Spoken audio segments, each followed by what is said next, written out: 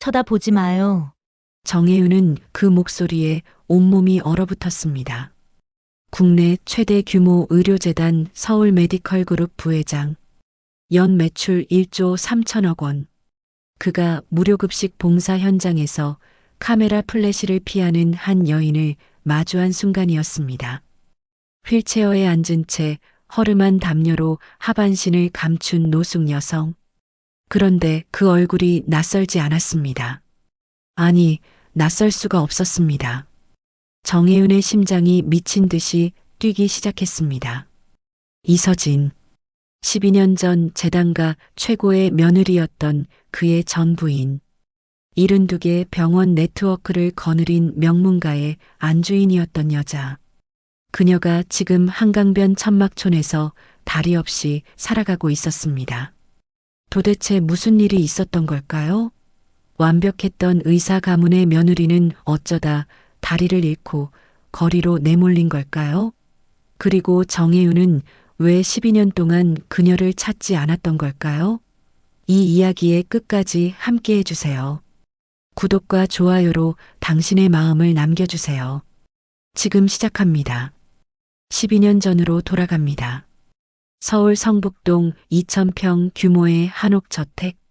서울 메디컬 그룹 창립자 고인 정재혁 회장의 미망인 한명희가 살아가는 곳이었습니다. 72살의 그녀는 단 한 번도 검은색이 아닌 옷을 입은 적이 없었습니다. 며느리 이서진은 그 이유를 알고 있었습니다. 명예를 지키기 위해 평생을 검은 옷으로 무장한 여자.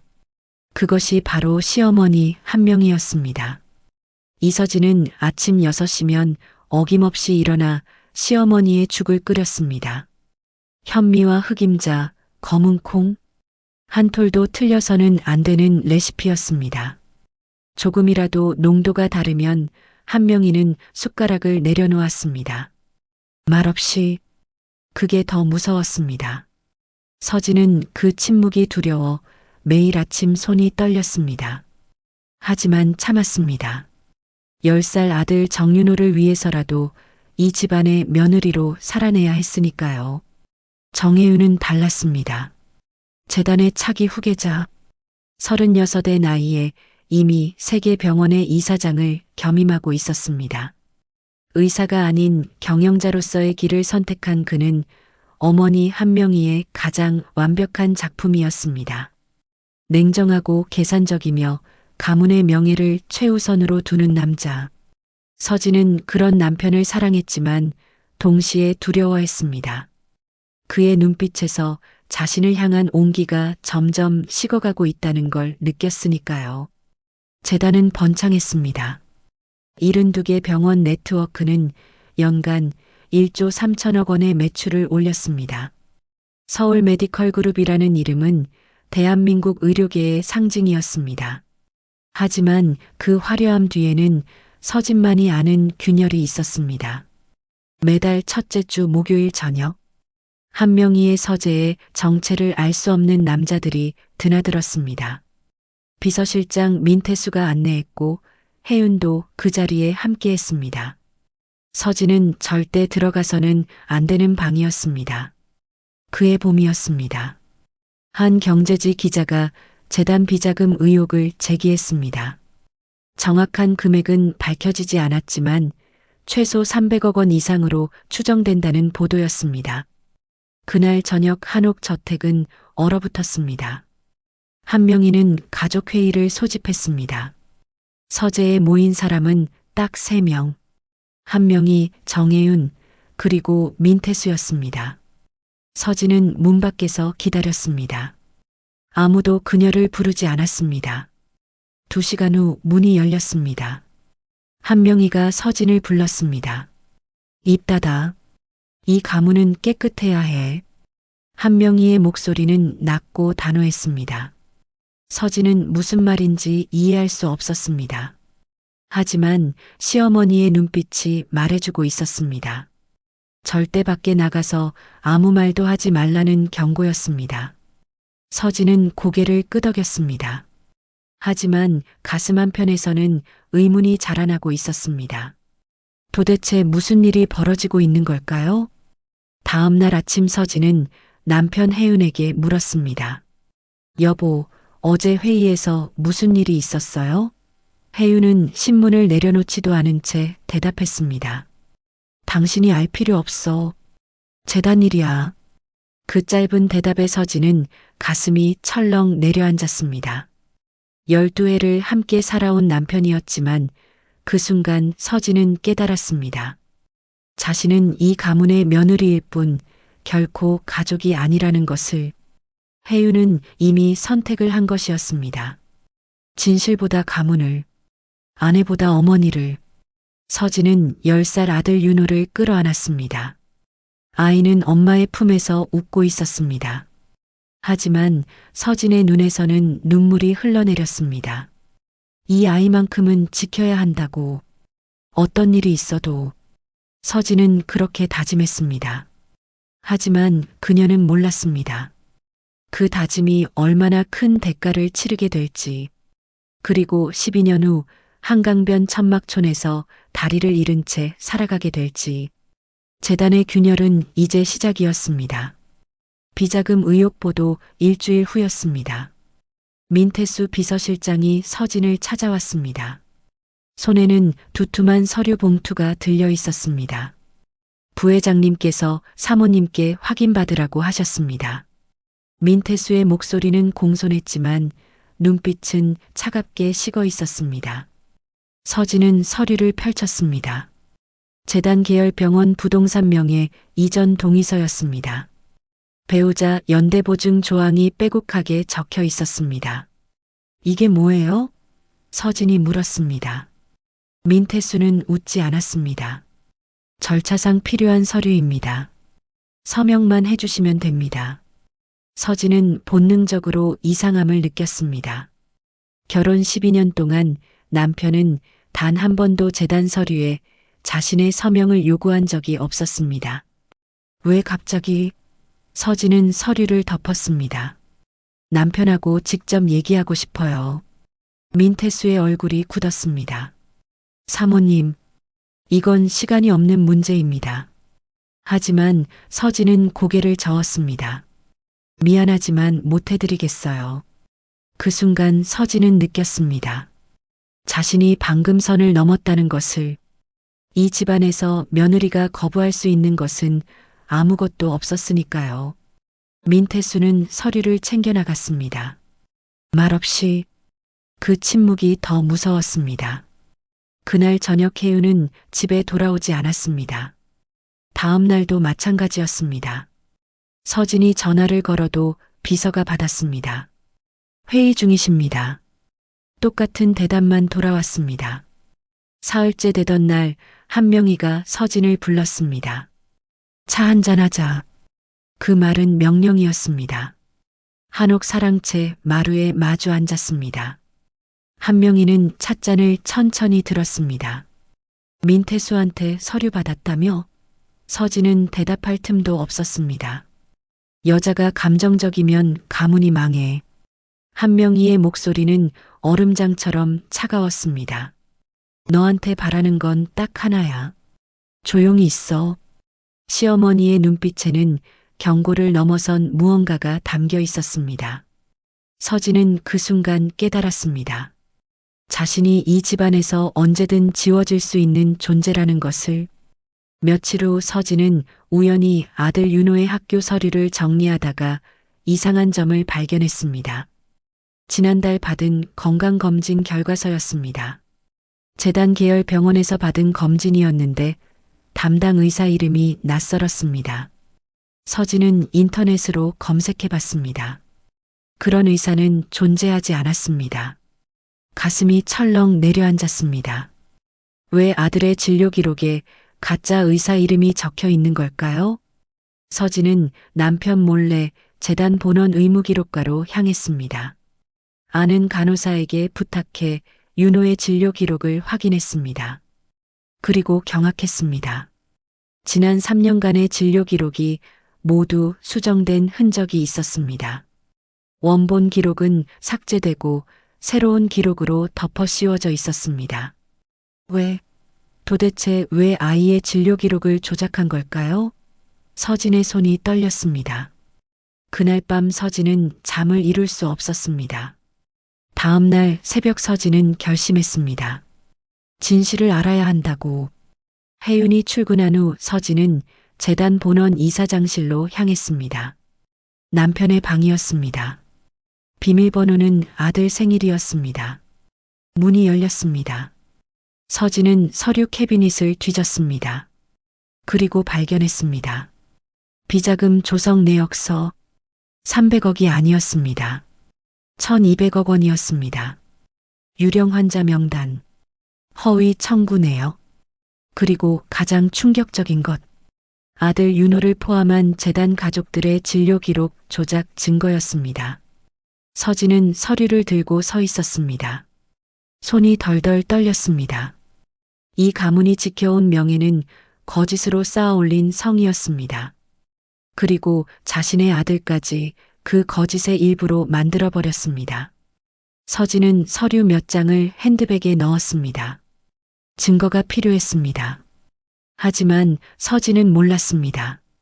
이사장실 CCTV가 모든 것을 기록하고 있다는 것을, 그리고 그날 오후 민태수가 그 영상을 확인했다는 것을. 저녁 무렵 민태수는 한명희에게 보고했습니다. 사모님이 이사장실에 다녀갔습니다. 한명희의 얼굴이 일그러졌습니다. 그날 밤 누군가 CCTV 녹화 파일을 삭제했습니다. 서진의 흔적은 완전히 사라졌습니다. 다음 날 아침이었습니다. 서진은 증거 서류를 들고 변호사 사무실로 향했습니다. 아들을 지키기 위해서라도 이 진실을 밝혀야 한다고 생각했습니다. 하지만 목적지에 도착하지 못했습니다. 신호등 앞에서 트럭이 갑자기 돌진해 왔습니다. 끽, 쾅. 서진은 의식을 잃었습니다. 깨어났을 때는 중환자실이었습니다. 하얀 천장, 소독약 냄새, 그리고 아래에서 느껴지지 않는 다리. 의사가 말했습니다. 오른쪽 다리를 살릴 수 없었습니다. 서진은 비명도 지르지 못했습니다. 목소리가 나오지 않았으니까요. 사고 경위는 불명이었습니다. 블랙박스는 파손되었고 목격자도 없었습니다. 트럭 운전사는 행방불명이었습니다. 서진은 그제야 깨달았습니다. 이것은 사고가 아니었다는 것을, 그리고 자신이 이미 이 가문에서 지워지고 있다는 것을. 병상에서 사흘이 지났습니다. 서진은 천장만 바라봤습니다. 가족은 아무도 오지 않았습니다. 남편도 시어머니도 아들도. 병실 문은 하루 종일 닫혀 있었습니다. 간호사들이 들어올 때마다 서진은 물었습니다. 제 아들은요? 남편은요? 간호사들은 고개만 저었습니다. 연락이 안 된다고 했습니다. 거짓말이었습니다. 서진은 알고 있었습니다. 일주일째 되던 날 한명희가 왔습니다. 혼자였습니다. 꽃도 과일도 없었습니다. 그저 검은 한복 차림으로 병실 문을 열고 들어왔습니다. 서진은 몸을 일으키려 했지만 다리가 없는 쪽으로 균형을 잃고 쓰러졌습니다. 한명희는 돕지 않았습니다. 그저 서 있었습니다. 그리고 말했습니다. 넌 이 집에서 끝이야. 서진은 시어머니를 올려다봤습니다. 한명희의 눈빛에는 동정도 미안함도 없었습니다. 오직 냉정함만이 가득했습니다. 어머님, 제가 뭘 잘못했나요? 서진의 목소리는 떨렸습니다. 한명희는 비웃었습니다. 내가 뭘 봤는지 나도 알아. 하지만 소용없어. 넌 이미 이 가문의 사람이 아니야. 서진은 이해할 수 없었습니다. 12년을 함께 산 가족이었는데, 아들을 낳아준 며느리였는데, 이혼 서류야. 한명희가 봉투를 침대 위에 던졌습니다. 서명해. 위자료는 없어. 넌 아무것도 가져갈 수 없어. 서진은 봉투를 열었습니다. 손이 떨렸습니다. 이혼 사유는 배우자의 정신적 불안정이었습니다. 거짓말이었습니다. 서진은 고개를 저었습니다. 이건 말도 안 돼요. 저는 정신병이 없어요. 한명희는 웃었습니다. 증거는 얼마든지 만들 수 있어. 우린 병원을 72개나 가지고 있잖니. 서진은 그제야 깨달았습니다. 자신의 진료 기록도 이미 조작되었다는 것을. 아들 윤호의 기록처럼. 서진은 울음을 터뜨렸습니다. 윤호는요? 제 아들은요? 한명희는 등을 돌렸습니다. 그 애는 이제 내 아들이 아니야. 문이 닫혔습니다. 서진은 홀로 남겨졌습니다. 이틀 후 혜윤이 왔습니다. 12년 만에 본 남편의 얼굴은 낯설었습니다. 여보, 서진이 불렀습니다. 혜윤은 대답하지 않았습니다. 그저 이혼 서류를 가리켰습니다. 서명해. 목소리는 차갑게 식어 있었습니다. 서진은 남편의 손을 잡으려 했습니다. 우리 얘기 좀 해요. 제발. 하지만 혜윤은 손을 뿌리쳤습니다. 우리 서로 잊자. 혜윤의 말에 서진의 심장이 멈추는 것 같았습니다. 12년이었어요. 우리 12년을 함께 살았잖아요. 서진은 울먹였습니다. 하지만 혜윤은 고개를 저었습니다. 어머니 말씀이 맞아. 넌 이 집안 사람이 아니었어. 처음부터. 혜윤은 돌아섰습니다. 여보, 서진이 소리쳤습니다. 하지만 혜윤은 뒤돌아보지 않았습니다. 문이 닫혔습니다. 서진은 홀로 남겨졌습니다. 서진은 울지 않았습니다. 더 이상 눈물도 나오지 않았습니다. 그저 이혼 서류를 바라봤습니다. 하지만 서명하지 않았습니다. 아직 윤호를 포기할 수 없었으니까요. 서진은 다음날 아침 병원을 몰래 빠져나왔습니다. 목발을 짚고 택시를 탔습니다. 성북동 한옥 저택으로 향했습니다.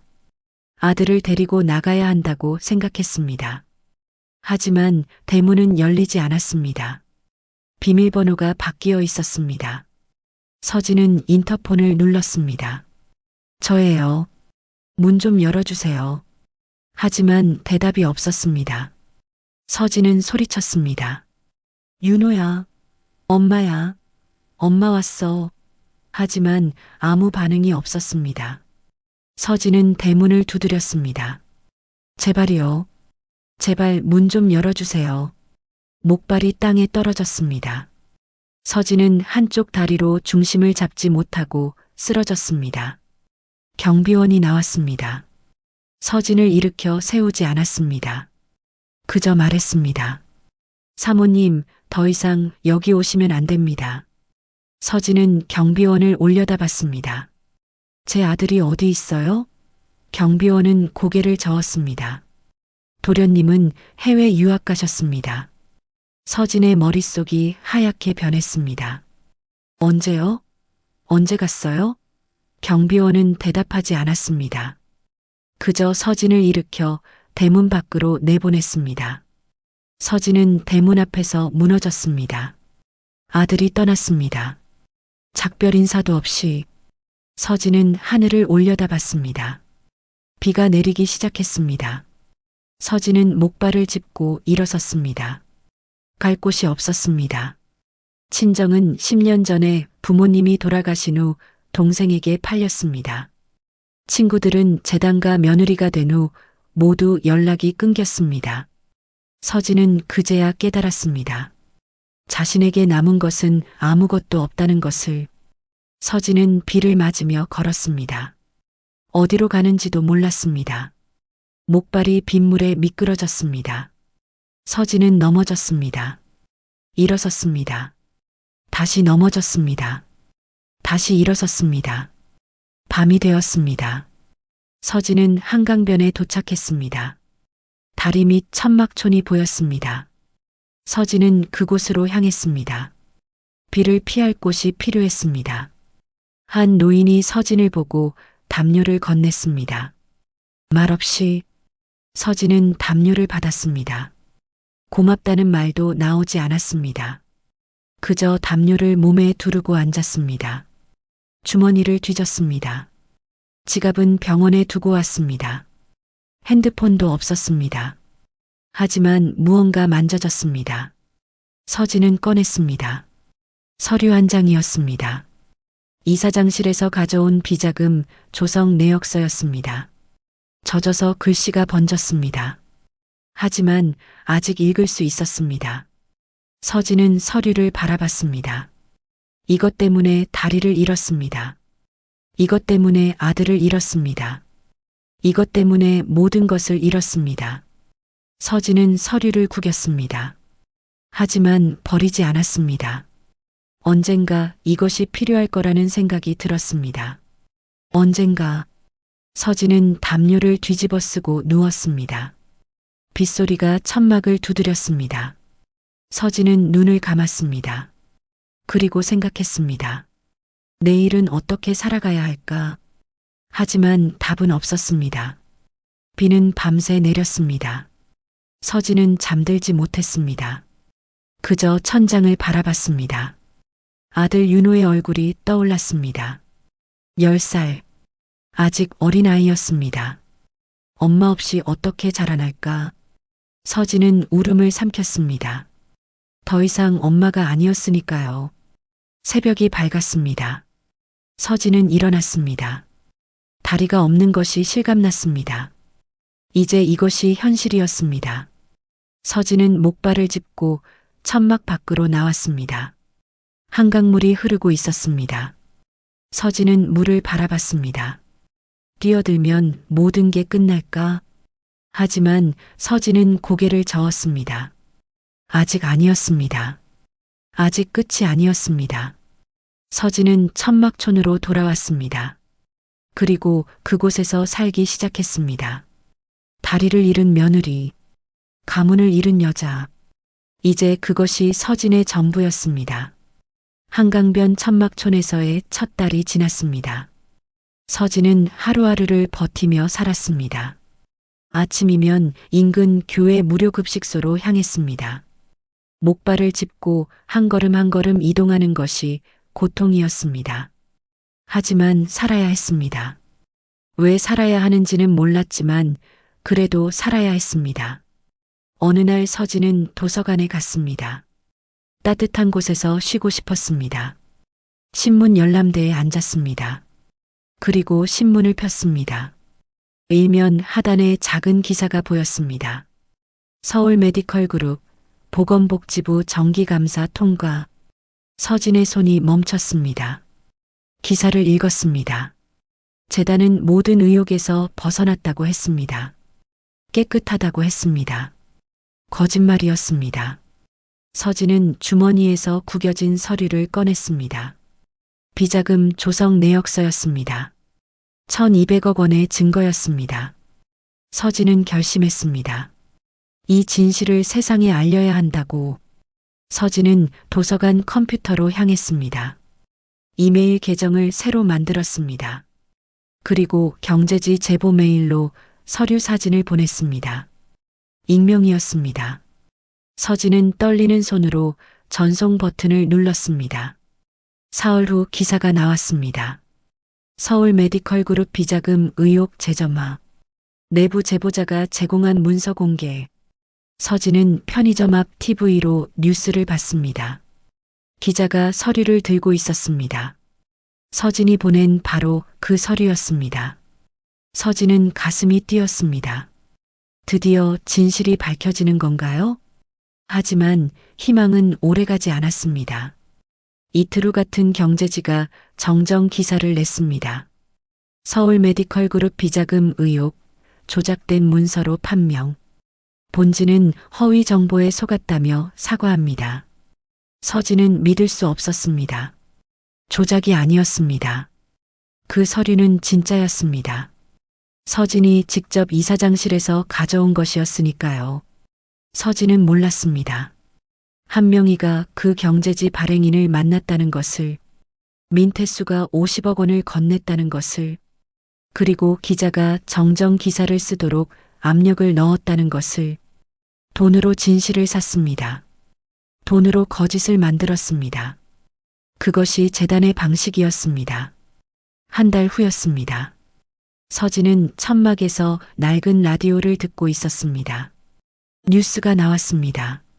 서울 메디컬 그룹 정혜윤 부회장, 재단 대표이사 승진. 서진의 손에서 라디오가 떨어질 뻔했습니다. 남편이 승진했습니다. 비리를 덮고 승진했습니다. 서진은 라디오 볼륨을 높였습니다. 인터뷰 음성이 흘러나왔습니다. 혜윤의 목소리였습니다. 12년 만에 듣는 목소리였습니다. 가족은 제 삶의 근본입니다. 아버지께서 세우신 재단을 지키는 것이 제 사명입니다. 환자를 위한 의료, 사회를 위한 봉사, 그것이 저희 가문의 정신입니다. 서진은 라디오를 껐습니다. 더 이상 들을 수 없었습니다. 가족. 그 단어가 칼처럼 가슴을 찔렀습니다. 서진도 그 가족이었습니다. 12년 동안. 하지만 이제는 아니었습니다. 서진은 천막 밖으로 나왔습니다. 한강물을 바라봤습니다. 눈물이 흘렀습니다. 처음으로 울었습니다. 다리를 잃었을 때도 울지 않았습니다. 아들과 헤어졌을 때도 울지 않았습니다. 하지만 지금은 울 수밖에 없었습니다. 며칠 후 서진은 다시 도서관에 갔습니다. TV가 켜져 있었습니다. 재단 봉사활동 소식이었습니다. 정혜윤 대표이사가 직접 무료급식소에서 봉사하고 있었습니다. 카메라가 그를 비췄습니다. 환한 미소였습니다. 노인의 손을 잡고 있었습니다. 따뜻해 보였습니다. 서진은 화면을 똑바로 볼 수 없었습니다. 저 사람이 자신의 남편이었다는 게 믿기지 않았습니다. 서진은 결심했습니다. 다시 한번 싸워야 한다고. 이번엔 경찰에 가야 한다고. 서진은 구겨진 서류를 펴서 사진을 찍었습니다. 그리고 관할 경찰서로 향했습니다. 민원실 창구에 섰습니다. 경찰관이 물었습니다. 무슨 일이십니까? 서진은 서류 사진을 내밀었습니다. 고발하고 싶습니다. 서울 메디컬 그룹 비자금 조성 건입니다. 경찰관은 서류를 받아 살펴봤습니다. 잠시만요. 그는 안쪽으로 들어갔습니다. 1시간이 지났습니다. 2시간이 지났습니다. 서진은 기다렸습니다. 마침내 경찰관이 나왔습니다. 다른 경찰관도 함께였습니다. 계급장이 많았습니다. 신분증 있으십니까? 서진은 없다고 했습니다. 병원에서 나올 때 모두 두고 왔다고 했습니다. 경찰관은 서진을 의심스럽게 봤습니다. 이 서류는 어디서 구하셨습니까? 서진은 대답했습니다. 제가 직접 가져온 겁니다. 저는 정혜윤의 전 부인입니다. 경찰관들은 서로 눈빛을 주고받았습니다. 잠시만 기다려주세요. 그들은 다시 안으로 들어갔습니다. 서진은 기다렸습니다. 1시간 후 경찰관이 나왔습니다. 표정이 굳어 있었습니다. 죄송하지만 이 서류는 증거로 인정할 수 없습니다. 서진은 이해할 수 없었습니다. 왜요? 이건 진짜 서류예요. 경찰관은 고개를 저었습니다. 이 서류의 유효기간이 만료되었습니다.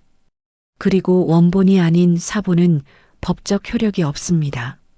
서진은 서류를 다시 봤습니다. 하단에 작은 글씨가 있었습니다. 유효기간 2013년 12월 31일. 12년 전 날짜였습니다. 서진은 멍해졌습니다. 이게 무슨 뜻인가요? 경찰관은 설명했습니다. 이 서류는 임시 계약서입니다. 유효기간이 지나면 법적으로 무효입니다. 그리고 진위 여부도 확인할 수 없습니다. 서진은 그제야 깨달았습니다. 자신이 가져온 서류는 처음부터 함정이었다는 것을, 한명희가 이사장실에 미끼처럼 놔둔 서류였다는 것을, 진짜 증거는 이미 사라졌거나 숨겨졌을 것입니다. 서진은 의자에 주저앉았습니다. 모든 게 조작이었습니다. 아들의 진료 기록도, 자신의 정신병 기록도, 사고조사 보고서도, 그리고 이 서류까지. 재단은 모든 것을 통제했습니다. 기록을 만들고 지우고 바꿨습니다. 서진은 싸울 수 없었습니다. 증거가 없었으니까요. 아니, 증거는 있었지만 그들이 모두 무효로 만들어버렸으니까요. 서진은 경찰서를 나왔습니다. 목발을 짚고 걸었습니다. 어디로 가는지도 몰랐습니다. 그저 걸었습니다. 해가 졌습니다. 서진은 한강변으로 돌아왔습니다. 천막 앞에 섰습니다. 주머니에서 서류를 꺼냈습니다. 찢어버리고 싶었습니다. 하지만 찢지 못했습니다. 이것이 유일한 증거였으니까요. 비록 무효라 해도. 서진은 천막에 들어가 누웠습니다. 천장을 바라봤습니다.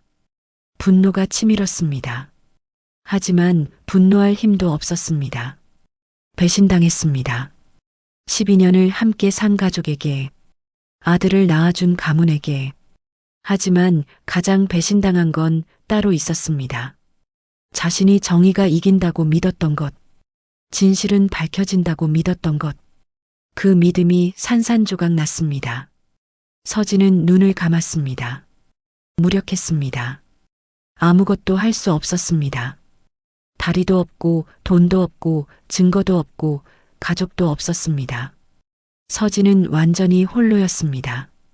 그리고 완전히 무너졌습니다. 밤이 깊었습니다. 한강물 소리만 들렸습니다. 서진은 잠들지 못했습니다. 그저 어둠 속에 누워 있었습니다. 내일은 어떻게 살아가야 할까? 하지만 답은 없었습니다. 그저 하루하루 버티는 것. 그것만이 서진에게 남은 전부였습니다. 한강변 천막촌에서의 6번째 달이었습니다. 서진은 이제 이곳 사람들과 말을 섞게 되었습니다.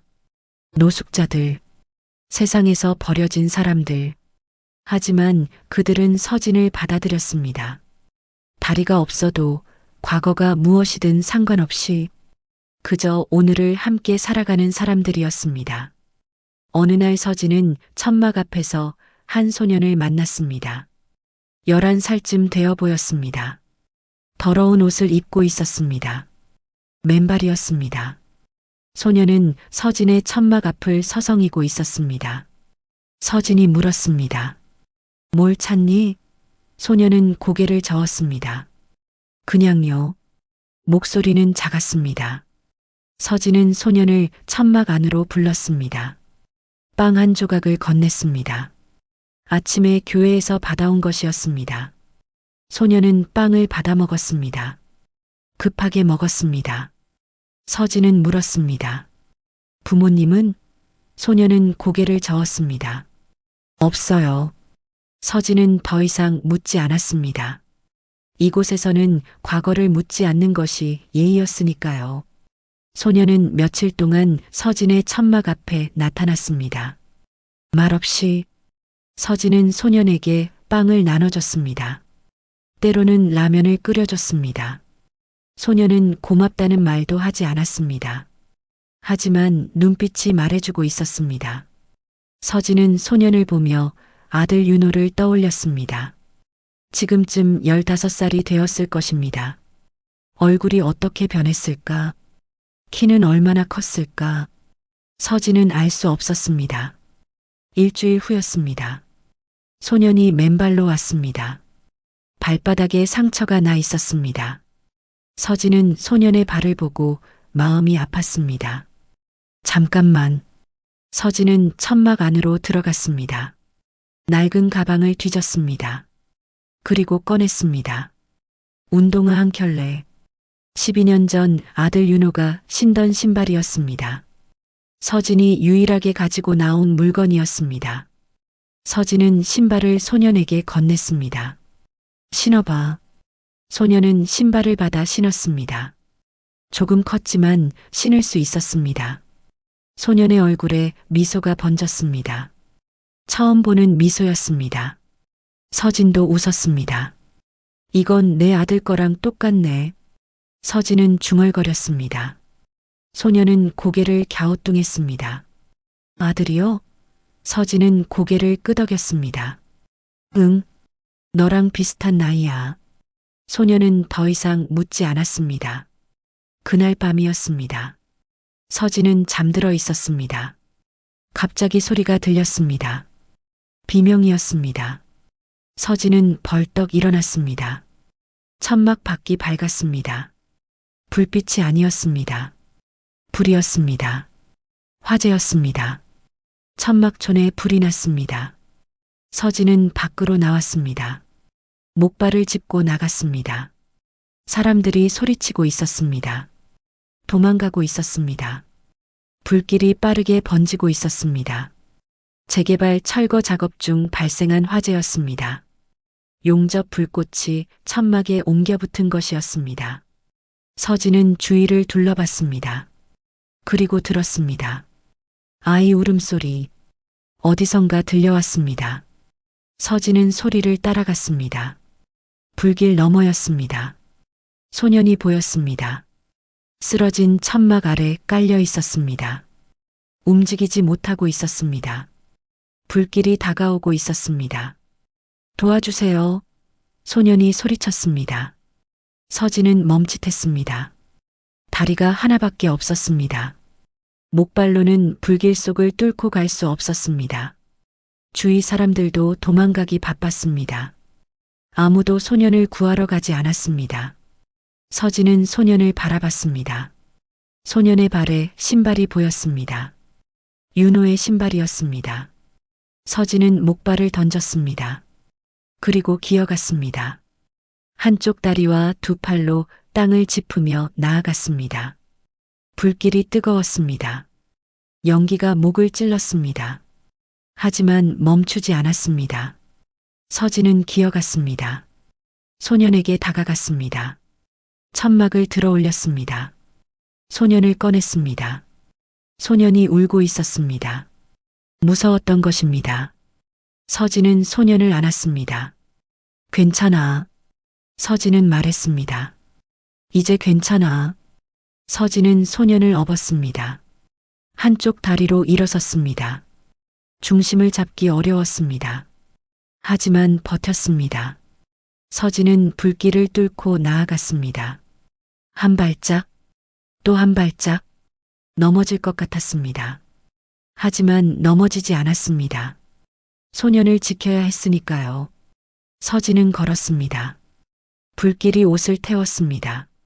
서진은 비명을 삼켰습니다. 그냥 걸었습니다. 마침내 불길 밖으로 나왔습니다. 서진은 소년을 내려놓았습니다. 소년은 무사했습니다. 멍하니 서진을 바라봤습니다. 서진은 웃었습니다. 괜찮니? 소년은 고개를 끄덕였습니다. 그리고 소리쳤습니다. 아줌마, 아줌마 다쳤어요. 서진은 자신의 몸을 봤습니다. 화상이 심했습니다. 팔과 등에 물집이 잡혔습니다. 하지만 아프지 않았습니다. 아니, 아팠지만 느껴지지 않았습니다. 서진은 소년을 바라봤습니다. 소년의 발에 신발이 보였습니다. 하지만 한 짝이 없었습니다. 불에 타버렸습니다. 서진은 타버린 신발을 바라봤습니다. 윤호의 신발이었습니다. 마지막 남은 흔적이었습니다.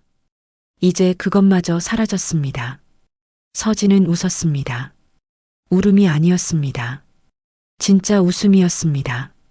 괜찮았습니다. 신발은 사라졌지만 소년은 살았으니까요. 구급차가 도착했습니다. 구급대원들이 서진을 들것에 실었습니다. 소년도 함께였습니다. 서진은 하늘을 올려다봤습니다. 별이 보였습니다. 12년 만에 보는 별이었습니다. 아름다웠습니다. 구급대원이 물었습니다. 정신 차리세요. 이름이 뭐예요?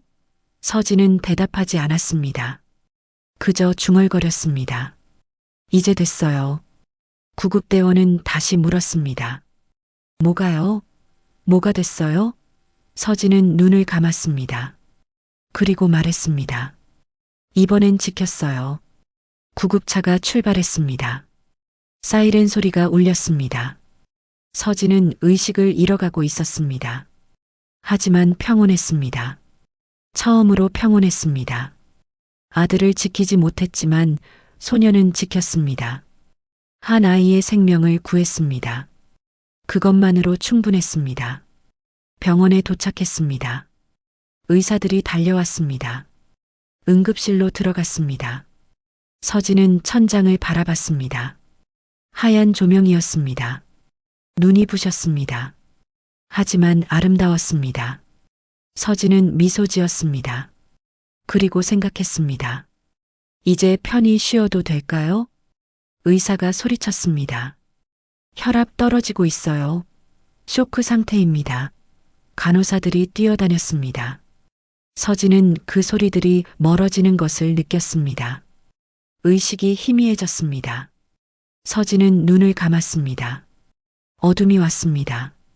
하지만 두렵지 않았습니다. 어둠 속에서 서진은 아들을 봤습니다. 10살 윤호였습니다.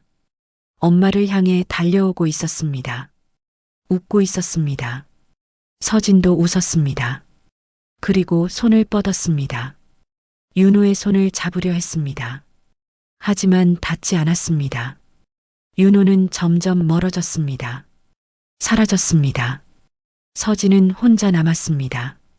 어둠 속에서 하지만 외롭지 않았습니다. 서진은 자신이 한 일을 생각했습니다. 소년을 구한 일을. 그것이 서진에게 남은 마지막 의미였습니다. 아들을 지키지 못한 엄마였지만 다른 아이는 지켰습니다. 그것으로 충분했습니다. 의식이 완전히 사라졌습니다. 서진은 어둠 속으로 가라앉았습니다. 고통도 슬픔도 없었습니다. 그저 평온만이 있었습니다. 서진은 잠들었습니다. 깊은 잠이었습니다.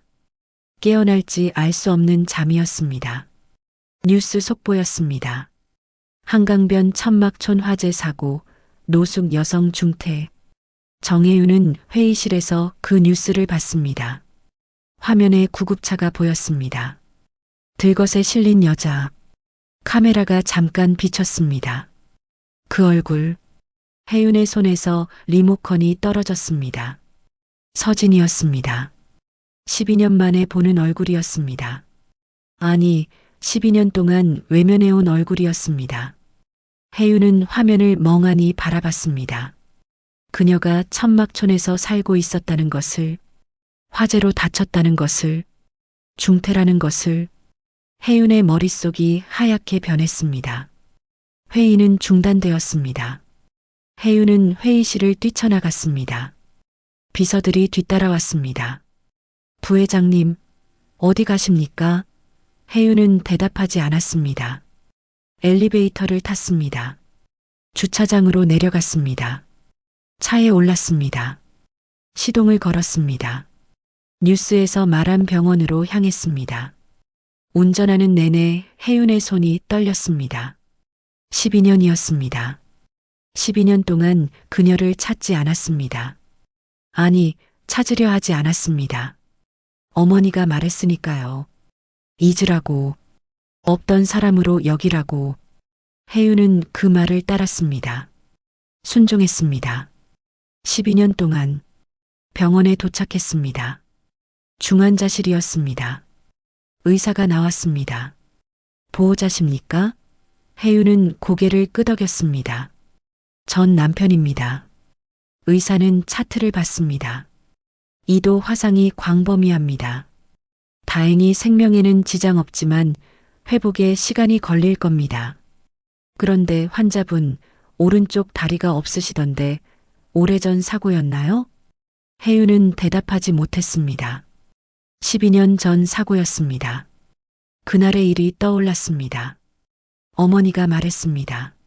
서진이 사고를 당했다고, 다리를 잃었다고, 하지만 면회는 안 된다고, 가문을 위해 이혼해야 한다고.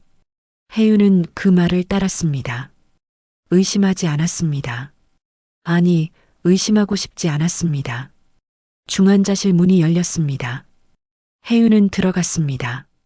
서진이 누워 있었습니다. 붕대가 몸을 감싸고 있었습니다. 얼굴은 여전했습니다. 12년이 지났지만 알아볼 수 있었습니다. 혜윤은 침대 옆에 섰습니다. 서진은 눈을 감고 있었습니다. 의식이 없었습니다. 혜윤은 서진의 손을 잡았습니다. 차가웠습니다. 미안해. 혜윤은 중얼거렸습니다. 목소리가 떨렸습니다. 정말 미안해. 하지만 서진은 깨어나지 않았습니다. 혜윤은 그 손을 놓지 못했습니다. 12년 동안 놓아버렸던 손이었습니다. 다음 날 혜윤은 성북동 한옥 저택으로 향했습니다. 어머니를 만나야 했습니다. 진실을 알아야 했습니다. 한명희는 사랑채에 있었습니다. 차를 마시고 있었습니다. 혜윤이 들어왔습니다. 명희는 찻잔을 내려놓지 않았습니다. 왔니? 혜윤은 어머니 앞에 섰습니다. 서진을 봤습니다. 명희의 표정이 굳었습니다. 그래서 혜윤은 물었습니다. 어머니, 12년 전에 무슨 일이 있었습니까? 명희는 웃었습니다. 내가 알아야 할 건 없어. 혜윤은 고개를 저었습니다. 알아야 합니다. 제 아내였던 사람입니다. 명희는 찻잔을 탁 내려놓았습니다. 아내, 그 여자는 이 집의 불명이었어. 혜윤은 어머니를 똑바로 봤습니다. 무슨 뜻입니까? 명희는 일어섰습니다. 그 여자가 이사장실에서 서류를 뒤진 거 알아? 재단 비밀을 훔쳐갔어. 그래서 정리한 거야. 혜윤의 가슴이 철렁 내려앉았습니다. 정리요? 명희는 차갑게 말했습니다. 사고는 내가 지시했어. 민태수가 처리했고 그 여자가 입을 열면 재단이 무너질 뻔했어. 나는 이 가문을 지킨 거야. 혜윤은 뒤로 물러섰습니다. 믿을 수가 없었습니다. 어머니가 사고를 지시했다는 것을, 서진의 다리를 앗아간 것이, 그리고 자신은 12년 동안 그 진실을 몰랐다는 것을, 아니, 알려 하지 않았다는 것을. 혜윤은 무릎이 꺾였습니다. 주저앉았습니다. 어머니, 명희는 내려다봤습니다. 약한 모습 보이지 마. 넌 이 재단의 대표야. 혜윤은 고개를 들었습니다. 눈물이 흘렀습니다. 12년 만에 우는 것이었습니다. 저는 사람입니다. 대표 이전의 사람이에요. 명희는 웃었습니다. 사람? 이 집안에서 사람으로 살면 무너져. 명예가 먼저야. 가문이 먼저야. 혜윤은 일어섰습니다. 그게 어머니가 저한테 가르친 전부였습니까? 명희는 대답하지 않았습니다. 혜윤은 돌아섰습니다. 사랑채를 나왔습니다. 안채로 향했습니다. 아버지의 서재였습니다. 12년 동안 닫혀있던 방이었습니다. 혜윤은 문을 열었습니다. 먼지 냄새가 났습니다. 서랍을 뒤졌습니다. 오래된 서류들이었습니다. 그리고 발견했습니다. 봉투 하나, 민태수 필체로 쓰인 메모가 붙어 있었습니다. 처리 완료. 2013년 3월 15일. 혜윤은 봉투를 열었습니다. 안에는 사고 보고서가 있었습니다. 조작된 보고서였습니다. 트럭 운전사는 민태수가 고용한 사람이었습니다. 브레이크 고장은 거짓이었습니다. 의도된 사고였습니다. 그리고 또 다른 메모가 있었습니다. 한명희의 필체였습니다. 그 여자는 이 집의 불명예야. 영원히 지워라. 혜윤은 메모를 떨리는 손으로 잡았습니다. 어머니가 직접 쓴 것이었습니다. 지시였습니다. 서진을 없애라는. 혜윤은 바닥에 주저앉았습니다. 봉투를 안고 울었습니다. 12년이었습니다. 12년 동안 자신은 범죄자의 아들로 살아온 것이었습니다. 아니, 공범으로 살아온 것이었습니다. 외면했으니까요. 의심하지 않았으니까요. 서진을 버렸으니까요. 혜윤은 일어섰습니다. 봉투를 들고 나왔습니다. 명희가 마루에 서 있었습니다. 그걸 어디다 쓸 거니? 혜윤은 어머니를 봤습니다. 진실을 밝히겠습니다. 명희는 웃었습니다. 그럼 넌 끝이야. 재단도 끝이고. 혜윤은 고개를 끄덕였습니다. 그래도 해야 합니다. 사흘 후였습니다. 재단 본사 대강당에 기자들이 모였습니다. 긴급 기자회견이었습니다. 정혜윤 대표이사가 직접 요청한 자리였습니다. 기자들은 궁금해했습니다. 무슨 발표일까? 혜윤이 단상에 올랐습니다. 수백 개의 카메라가 그를 향했습니다. 플래시가 터졌습니다. 혜윤은 마이크 앞에 섰습니다. 준비한 원고는 없었습니다. 그저 말해야 했습니다. 진실을. 오늘 이 자리는 고백의 자리입니다. 혜윤의 목소리가 떨렸습니다. 12년 전 우리 가족은 죄를 지었습니다. 대강당이 조용해졌습니다. 기자들이 숨을 죽였습니다. 혜윤은 계속했습니다. 저의 전 부인 이서진은 교통사고로 다리를 잃었습니다. 하지만 그것은 사고가 아니었습니다. 의도된 범죄였습니다. 플래시가 미친 듯이 터졌습니다. 기자들이 술렁였습니다. 혜윤은 멈추지 않았습니다. 저의 어머니 한명희가 지시했습니다. 비서실장 민태수가 실행했습니다. 그리고 저는 12년 동안 외면했습니다. 저도 공범입니다. 혜윤의 눈에서 눈물이 흘렀습니다. 카메라가 그것을 담았습니다. 서진 씨는 아무 잘못이 없었습니다. 단지 진실을 알았을 뿐입니다. 재단의 비리를. 그래서 우리 가족은 그녀를 지웠습니다. 다리를 앗아가고 가족을 빼앗고 거리로 내몰았습니다. 그것이 우리가 한 일입니다. 혜윤은 고개를 숙였습니다. 깊게 숙였습니다. 미안합니다. 정말 미안합니다. 대강당이 폭발했습니다. 기자들이 소리쳤습니다. 질문이 쏟아졌습니다. 하지만 혜윤은 대답하지 않았습니다. 그저 고개를 숙인 채 서 있었습니다. 카메라가 그를 비쳤습니다. 재단 대표이사의 눈물을, 12년 만의 고백을. 그날 저녁 뉴스는 그 장면으로 도배되었습니다. 서울 메디컬 그룹 몰락, 정혜윤 사퇴, 한명의 소환, 민태수 구속. 12년 만에 진실이 세상에 드러났습니다. 하지만 혜윤은 후회하지 않았습니다. 늦었지만 해야 할 일이었으니까요. 혜윤은 병원으로 향했습니다. 서진이 있는 곳으로. 중환자실 문을 열었습니다. 서진은 아직 깨어나지 않았습니다. 혜윤은 침대 옆에 앉았습니다. 서진의 손을 잡았습니다. 이젠 내가 당신 지킬 차례야. 혜윤은 중얼거렸습니다. 12년 늦었지만. 밖에서 비가 내렸습니다. 혜윤은 창밖을 봤습니다. 빗방울이 유리창을 타고 흘렀습니다.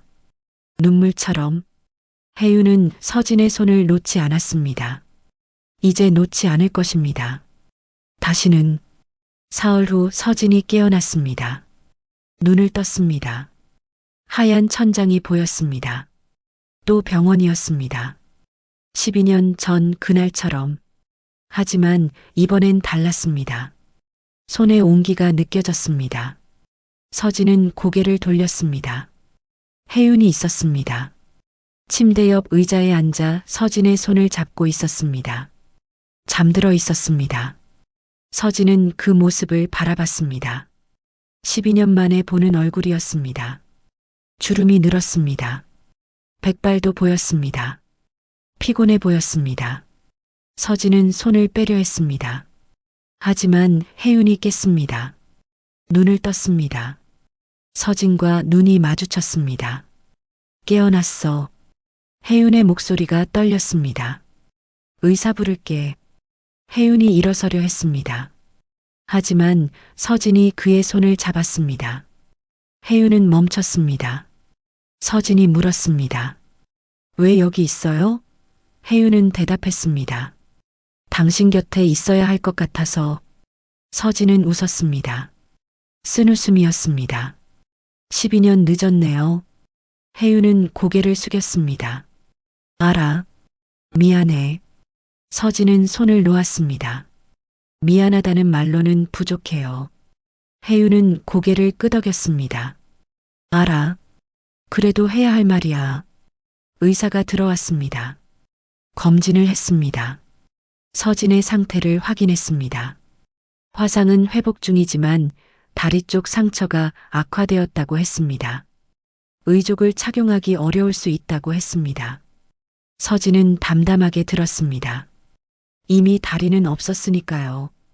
더 나빠진다 해도 크게 다르지 않았습니다. 며칠이 지났습니다. 혜윤은 매일 병원에 왔습니다. 아침부터 저녁까지 머물렀습니다. 서진은 그를 외면했습니다. 말을 섞지 않았습니다. 혜윤은 개의치 않았습니다. 그저 곁에 있었습니다. 묵묵히. 일주일째 되던 날 서진이 입을 열었습니다. 윤호는 어디 있어요? 혜윤은 대답했습니다. 미국에 있어. 고등학교 다니고 있어. 서진은 고개를 끄덕였습니다. 건강한가요? 혜윤은 대답했습니다. 응. 잘 지내. 서진은 더 이상 묻지 않았습니다. 만나고 싶지 않냐는 말은 하지 않았습니다. 만날 자격이 없다고 생각했으니까요. 혜윤이 말했습니다. 윤호한테 얘기할 거야. 전부 다. 서진은 고개를 저었습니다. 하지 마요. 그 애는 몰라도 돼요. 혜윤은 고개를 저었습니다. 알아야 해. 엄마가 누군지, 무슨 일이 있었는지. 서진은 눈물을 참았습니다. 그 애한테 저는 이미 죽은 사람이에요. 혜윤이 서진의 손을 잡았습니다. 아니야. 넌 살아있어. 그리고 윤호의 엄마야. 서진은 손을 빼려 했습니다. 하지만 혜윤이 놓지 않았습니다. 이젠 내가 당신 지킬 차례야. 12년 늦었지만. 서진은 혜윤을 봤습니다. 그의 눈에 진심이 보였습니다. 하지만 서진은 믿을 수 없었습니다. 한번 배신당한 마음은 쉽게 열리지 않았으니까요. 그날 저녁 뉴스가 나왔습니다. 한명희 전 이사장 검찰 소환. 서진은 병실 TV로 뉴스를 봤습니다.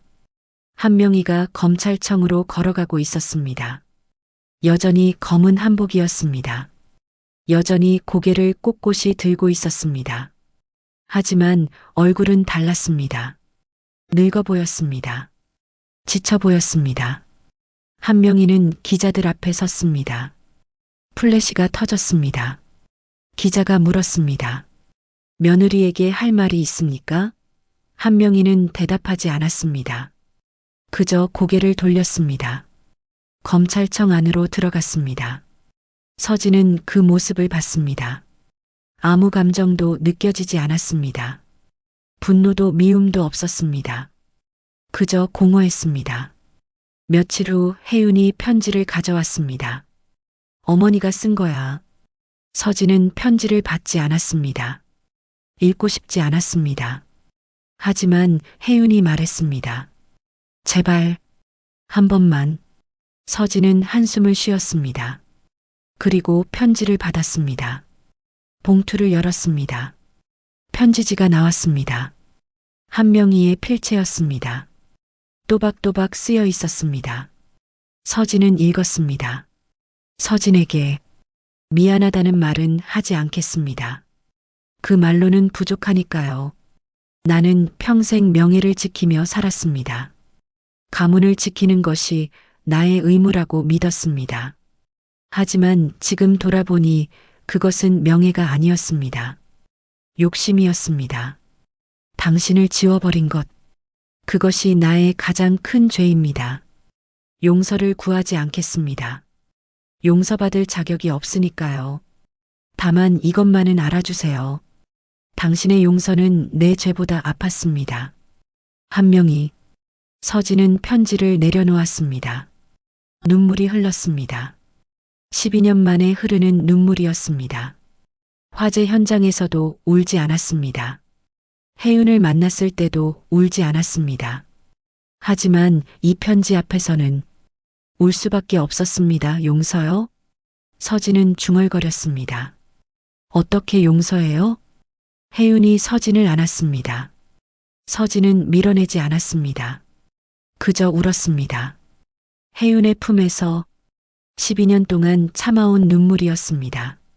서진은 울었습니다. 한참을 울었습니다.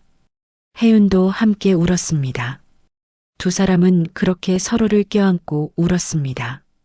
그날 밤 한명희는 혼자 있었습니다. 재단 본사 옥상이었습니다. 밤 공기가 차갑게 불었습니다. 한명희는 난간에 섰습니다. 손에 흰 천을 들고 있었습니다. 남편의 수의였습니다. 20년 전 남편이 떠난 날 입혔던 옷이었습니다. 한명희는 서울 야경을 내려다봤습니다. 72개의 병원의 불빛이 보였습니다. 자신이 지켜온 재단이었습니다. 하지만 이제 무너지고 있었습니다. 한명희는 웃었습니다. 쓴웃음이었습니다. 내가 지킨 건 명예였을까, 욕심이었을까? 중얼거렸습니다. 답은 알고 있었습니다. 욕심이었습니다. 한명희는 흰 천을 바람에 날렸습니다. 천이 하늘로 올라갔습니다. 펄럭였습니다. 그리고 사라졌습니다. 한명희는 난간에서 물러났습니다. 돌아섰습니다. 계단으로 내려갔습니다. 옥상 문이 닫혔습니다. 한명희는 혼자 남았습니다. 어둠 속에서 병원으로 돌아옵니다. 서진의 병실이었습니다. 창가에 휠체어가 놓여 있었습니다. 새 것이 아니었습니다. 천막촌에서 쓰던 낡은 휠체어였습니다. 혜윤이 가져온 것이었습니다. 서진의 것이라고, 돌려줘야 한다고. 휠체어는 퇴색되어 있었습니다. 바퀴도 낡았습니다. 하지만 그것이 서진의 전부였습니다. 12년을 함께한 유일한 친구였습니다. 서진은 휠체어를 바라봤습니다. 그리고 생각했습니다. 이제 어떻게 살아가야 할까? 혜윤이 말했습니다. 함께 살자. 서진은 고개를 저었습니다. 그럴 수 없어요. 혜윤은 물었습니다. 왜? 서진은 대답했습니다. 우린 이미 끝났어요. 12년 전에. 혜윤은 고개를 저었습니다. 아니야. 이제 시작이야. 다시 시작할 수 있어. 서진은 창밖을 봤습니다. 해가 지고 있었습니다. 노을이 아름다웠습니다. 서진은 생각했습니다. 용서할 수 있을까? 다시 시작할 수 있을까? 답은 없었습니다. 하지만 시간이 알려줄 것입니다. 천천히. 서진은 혜윤을 봤습니다. 그리고 말했습니다. 천천히 가요. 혜윤은 미소 지었습니다. 얼마든지. 서진도 미소 지었습니다. 12년 만에 짓는 진짜 미소였습니다. 아직 용서는 아니었습니다. 하지만 시작이었습니다. 1년이 지났습니다. 서울 마포구 무료급식소였습니다. 봉사자들이 분주하게 움직이고 있었습니다. 국을 나르고 밥을 퍼담았습니다. 노숙자들이 줄을 서서 기다렸습니다. 그중 한 사람이 휠체어를 밀며 다가왔습니다. 정혜윤이었습니다. 혜윤은 더 이상 재단 대표가 아니었습니다. 모든 직책에서 물러났습니다. 재단은 정부 관리를 받고 있었습니다. 한명희는 집행유예를 선고받았습니다. 민태수는 실형을 살고 있었습니다.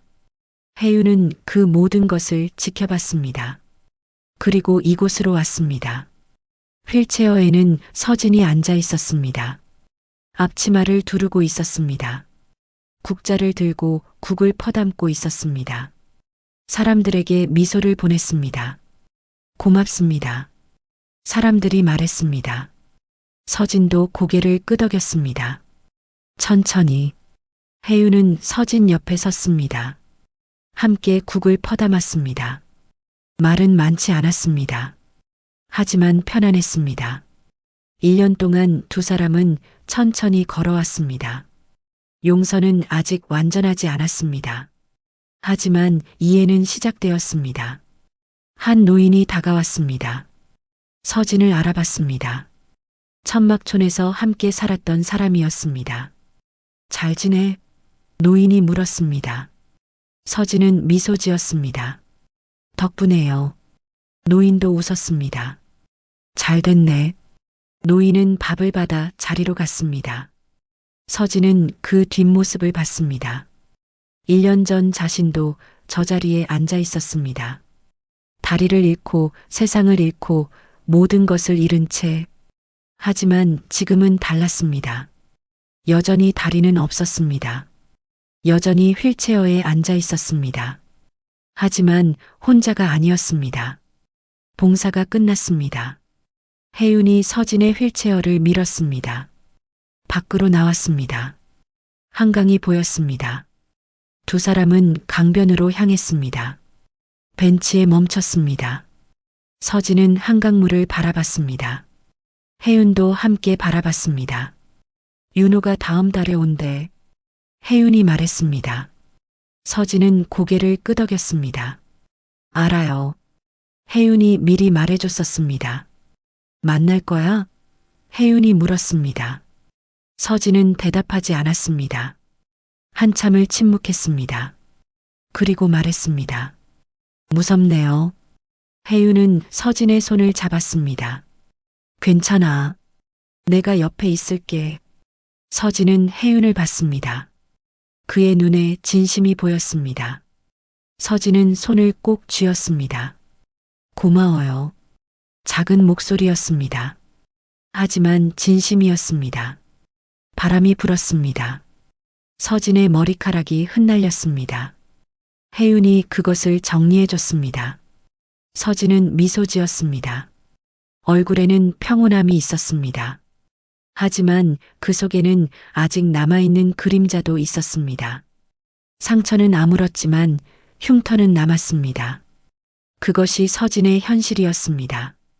하지만 괜찮았습니다. 흉터도 삶의 일부였으니까요. 서진은 그것을 받아들이기로 했습니다. 천천히 혜윤과 함께 두 사람은 한강을 바라봤습니다. 물이 흘러갔습니다. 멈추지 않고 흘러갔습니다. 서진은 생각했습니다. 삶도 저렇게 흘러가는 거겠죠. 멈출 수 없지만 계속되는 것. 서진은 그 흐름에 몸을 맡기기로 했습니다. 가끔은 용서가 벌보다 깊습니다. 용서는 상처를 지우지 않습니다. 하지만 상처와 함께 살아갈 힘을 줍니다. 서진은 그것을 배우고 있었습니다. 천천히, 하루하루, 당신의 오늘이 누군가의 내일을 살립니다. 작은 손길이 누군가의 인생을 바꿉니다. 서진은 그것을 알았습니다. 천막촌에서 만난 노인이 건넨 담요처럼, 소년에게 준 신발처럼, 혜윤이 잡아준 손처럼, 이 이야기가 당신의 마음에 닿았다면 구독과 좋아요로 함께 해주세요. 또 다른 진실의 이야기가 기다립니다. 당신의 응원이 더 많은 이야기를 세상에 전합니다. 감사합니다.